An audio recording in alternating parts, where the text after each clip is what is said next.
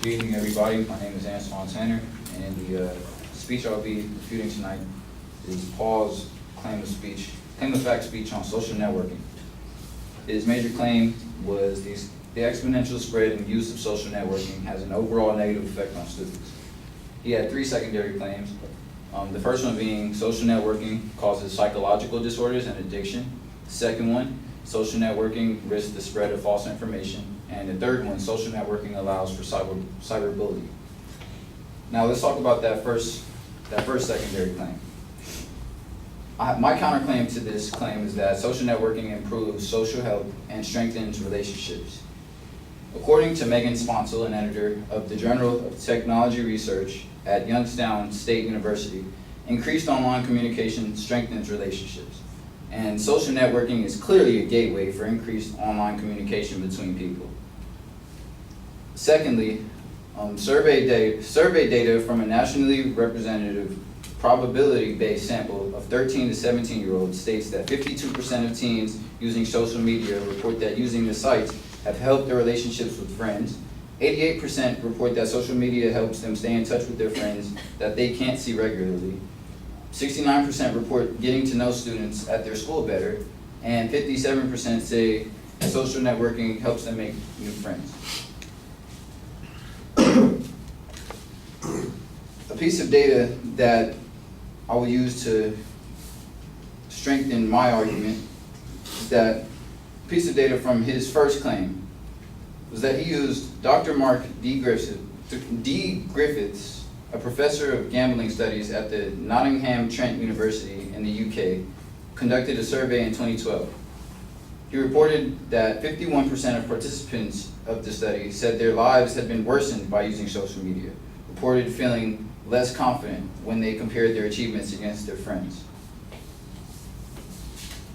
Now, it should be easy to see that with 88% of 13 to 17-year-olds that use social media heavily, if they report that social media helps them stay in touch with friends they can't see regularly, and there are other students that report getting to know students at their school better, I don't see how his claim makes his major claim compelling.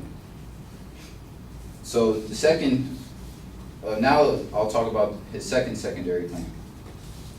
Social networking risks the spread of false information.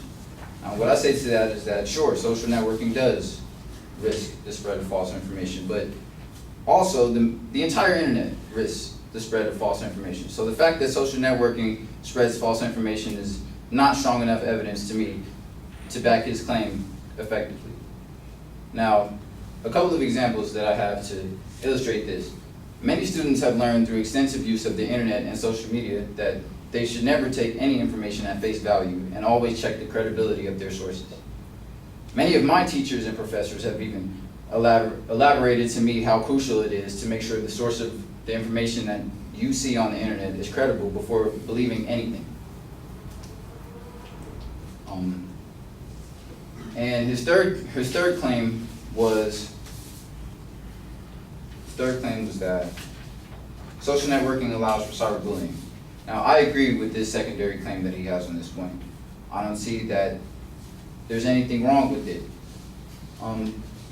My only thing I have to say about this secondary claim is that although social networking allows for cyberbullying, so does there's bullying everywhere. There's bullying in schools, there's bullying in the workplace, there's bullying everywhere. And although social networking allows for it, there's plenty of other places that allow for bullying as well. And I don't think that that last claim has anything, well, really makes his argument strong to me, makes his main argument strong to me. Thank you. That was my speech.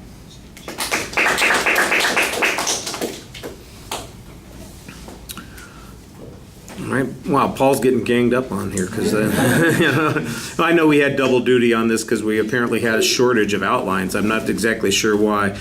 Basically, you've got a counterclaim on the first point that you have good proof on, and then you try to use that to respond to the advocate's evidence by suggesting, that the study that found 51% reported having some negative effect, or it's made their life more problematic. I think that's a reasonable interpretation of that point there, that there's something wrong with the data there. Maybe the argument here, the Griffin data is not very specific. It's not quantifiable in terms of what kind of effect it had. People say it's made their life worse, but we have other data that shows it substantially improved people's lives. I thought that was a reasonable response on that point. On the second point, that information, you basically grant the second and the third points, that those are true statements. So, but does that mean it's the responsibility of the social networking systems? I think that's the question that you want to be asking here. Delivery issues, you have a tendency to read a lot and you're looking down. I'm kind of rushing through this because we've got one more person and I'd like to get them done tonight, so.